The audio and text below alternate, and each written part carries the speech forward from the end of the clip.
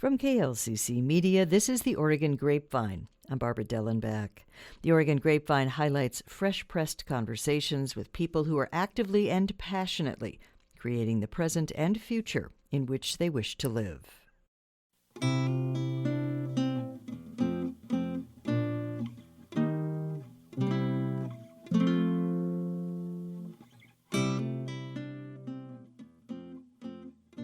Elizabeth Quinn is a fiber artist, arts advocate and activist, and recently appointed member of the Oregon Arts Commission. Thanks so much, Elizabeth, for being on the Oregon Grapevine. Oh, thank you, Barb. It's great. You have had a varied path, not just through life, but certainly to get to the arts. So launch in. Talk a little about your personal experience with art and what you're doing now. Well, simply said, I just have never been able to accomplish anything unless it's had the arts involved. From a young age, I didn't do great in school. I did great in arts. Starting in the second grade, I got an award in the second grade. And so when I have tried to sort of do other things, I kind of launched into conservation a little bit and thought, nope, the only way I can have this conversation is through the arts. So I tried to be a hand weaver for years. That's what I graduated from University of Oregon with a BS in art, and I came out as a hand weaver. And I was going to do that, but I found that rather isolating as a 20-year-old. So I started to get into other things. And my first arts job was in the Dalles. I was for a couple years the executive director of the Dalles Art Center, which was a terrific entry point. And for some reason, it gave me a whole lot of confidence to to then later start my own nonprofit. For good or for bad. I started my own nonprofit literary visual arts magazine called High Desert Journal, which published twice a year. And that was really expressing widely as I could, that there are many, many cultural assets east of the Cascades out to the Rocky Mountains. I once saw a bumper sticker behind a man at a convenient market in Nevada.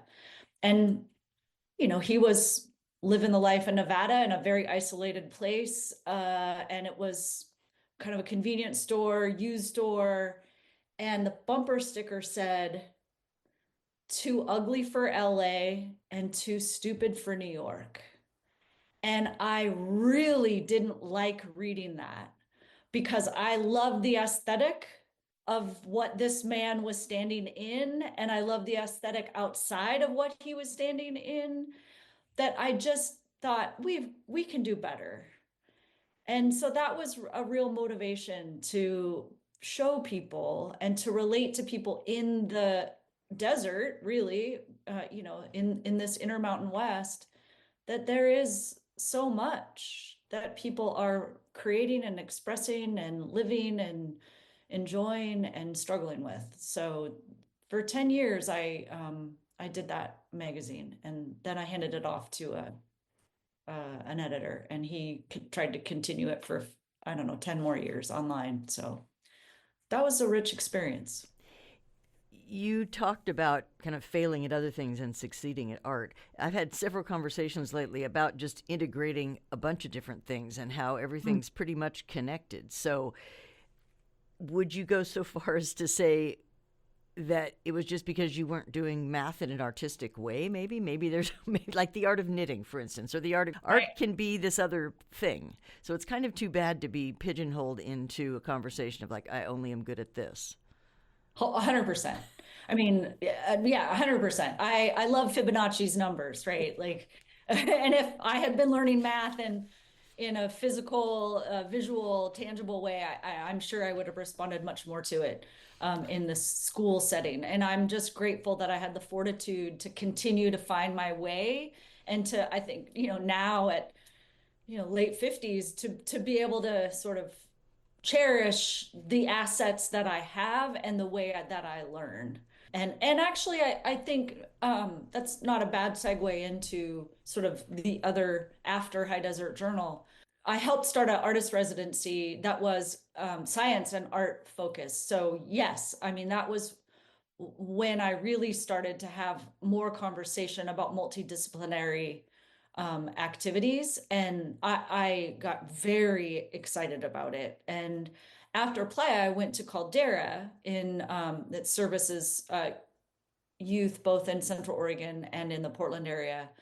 And the conversation is how to learn all kinds of things, multidisciplinary learning through the arts. So being able to bring a lot of different experiences into an art experience was really valuable, a valuable perspective for how we were doing the work we were doing. And we were focusing a lot on arts and ecology. So in my little stint in conservation work was able to translate into some of the work that we did at Caldera. So being able to have founded an organization, helped someone found an organization, work for a founder-driven organization, and then continue on and helping some other founders find residencies has been a really, at the whole time being exposed to learners and artists has been unbelievably rich.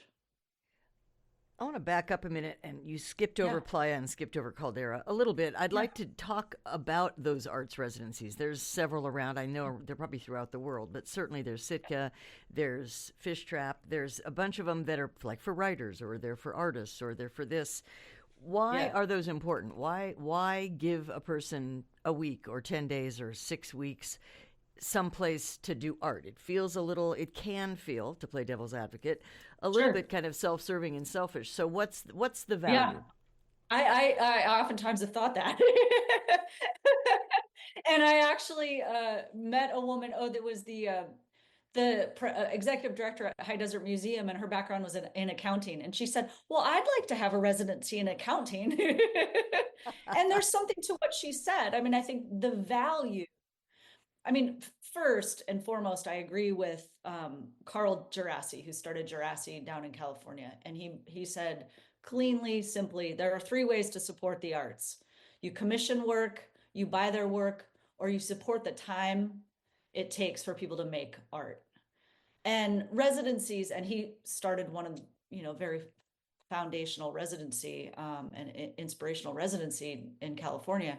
And I think that piece is very true, and it is important. Artists, I think actually just this morning I was thinking about some work that I'm doing, and I was thinking about applying for some exhibitions.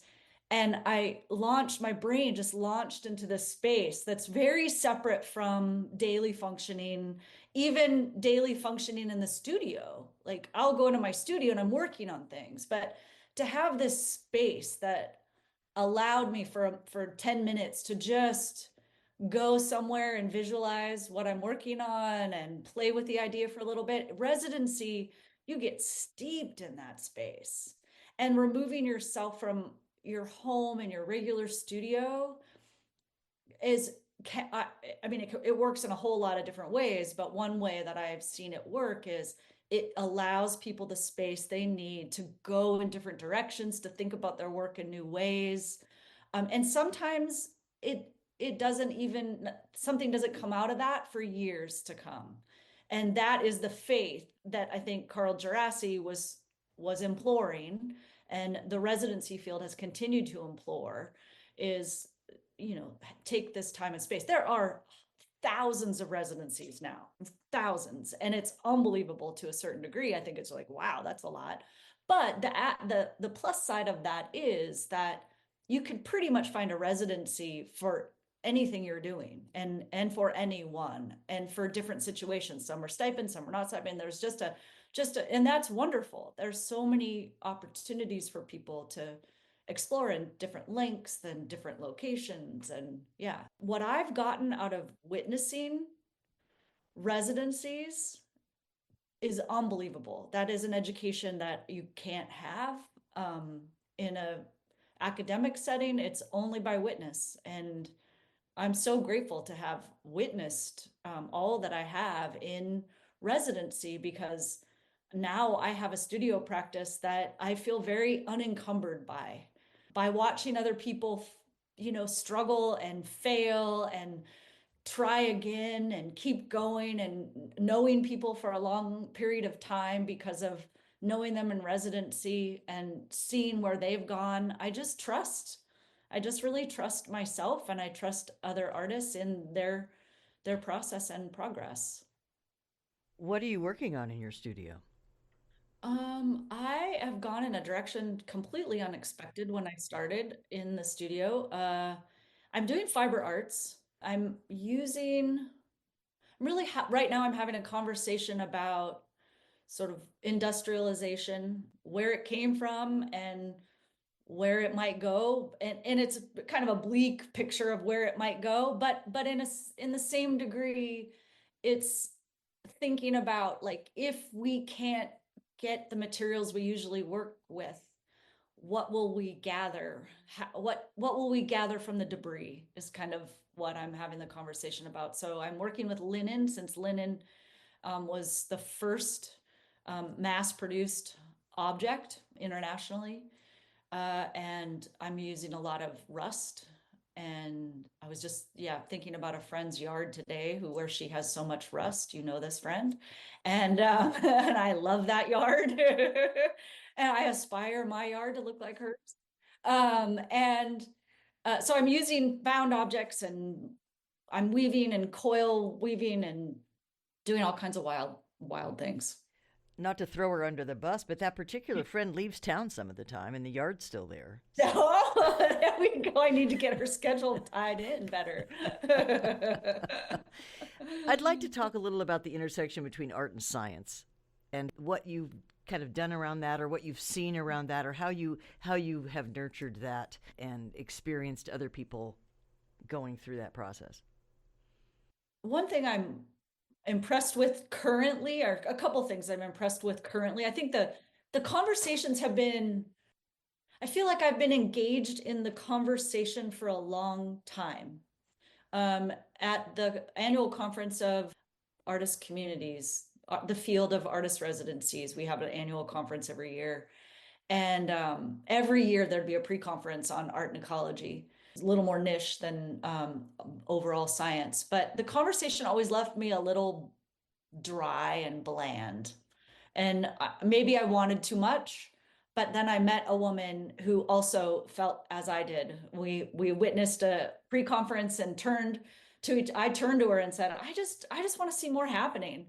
And she said, no kidding. And so we ended up actually having a conference, a small conference back in Virginia, where we really dug into what is the spectrum of engagement of art and science, and what are some points we can name on the spectrum, and then what could the benchmarks look like for that.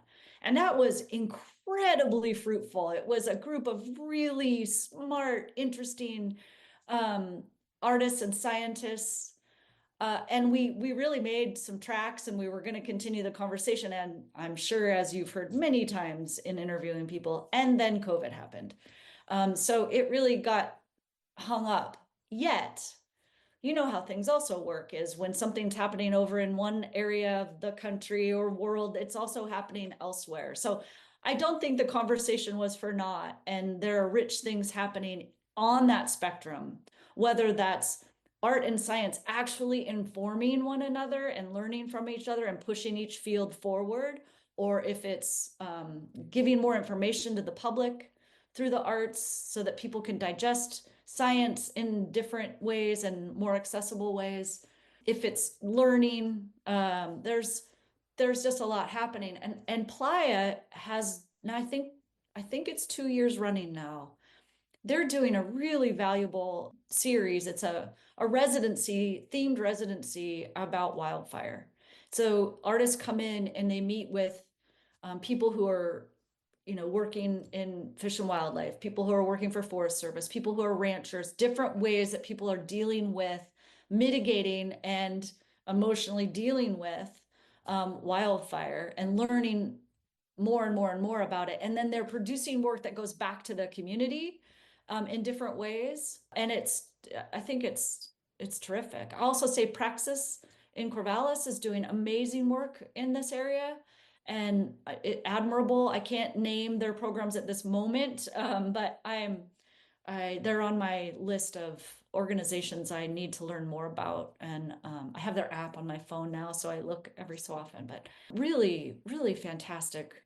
I think the more interdisciplinary work that happens, Pine Meadow Center for Art and Agriculture also does. I love that mix of art and agriculture. And there's other conversations that come into that, the sciences, the conservation, history, legacy, all kinds of conversations that happen there too. So that's the stuff that excites me the most.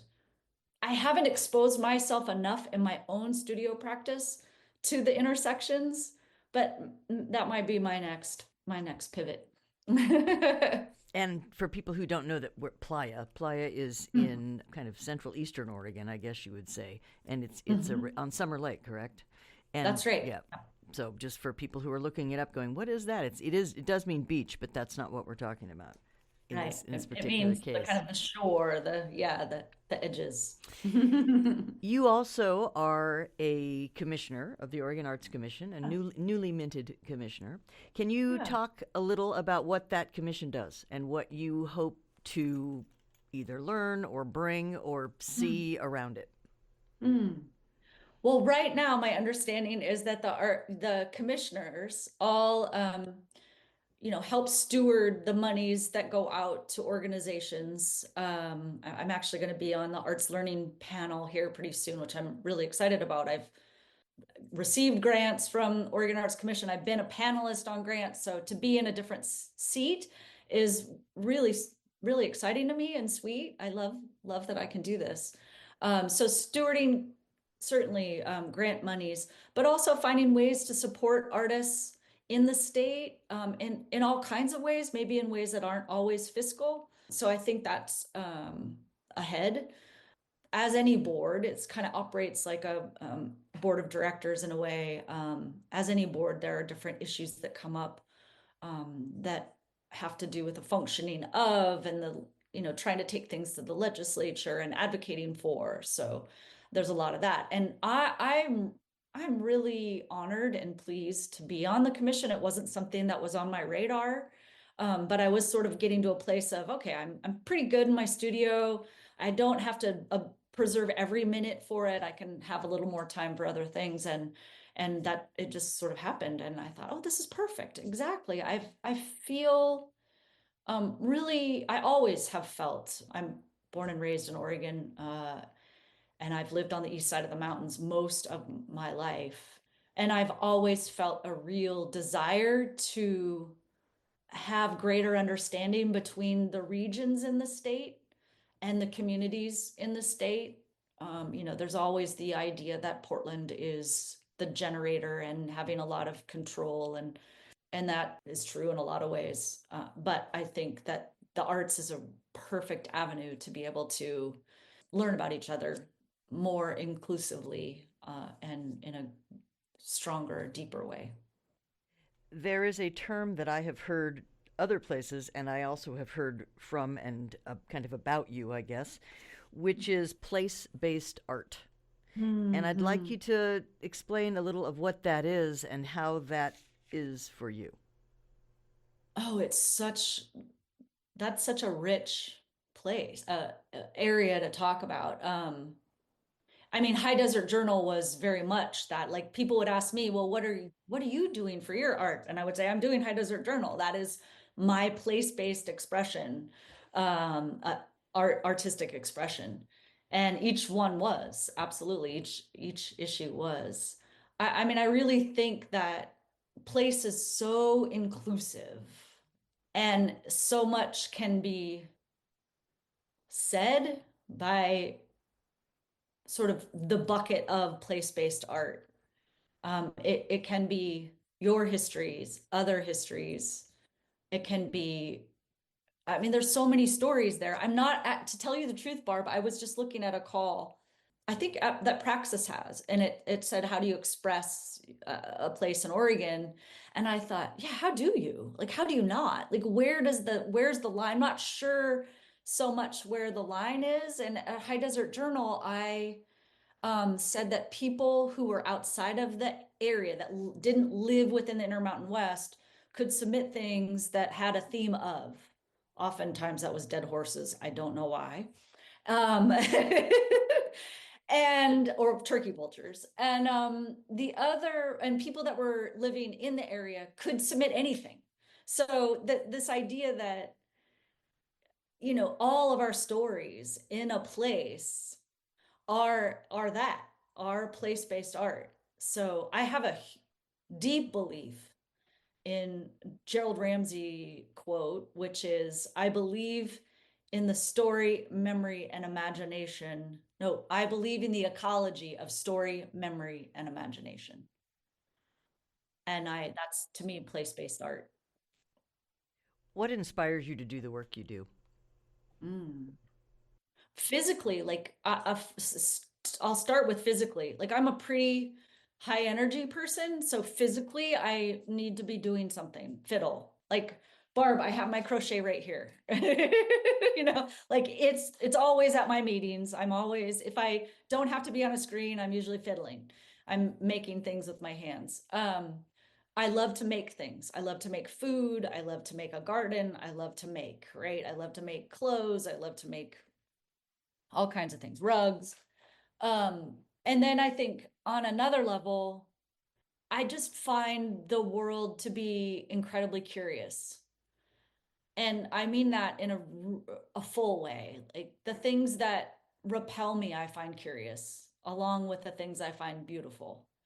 So I'm always I think I'm always kind of having that conversation. I don't really make beautiful things, I don't think. I do sometimes make beautiful things, but I'm really interested in just what something wants to be and what that material sort of in a raw way expresses to me. I immediately jump onto, therefore, you have to define what is beautiful, because I've seen your art and some of it is Oh, very beautiful. And thank there's a you. whole definition of does it mean it enhances something, or just because it's Yeah. classically beautiful, or but that's a very long Yes, and right, different right, conversation. But right. I'll say I don't agree with you there, Elizabeth. Okay, thank you.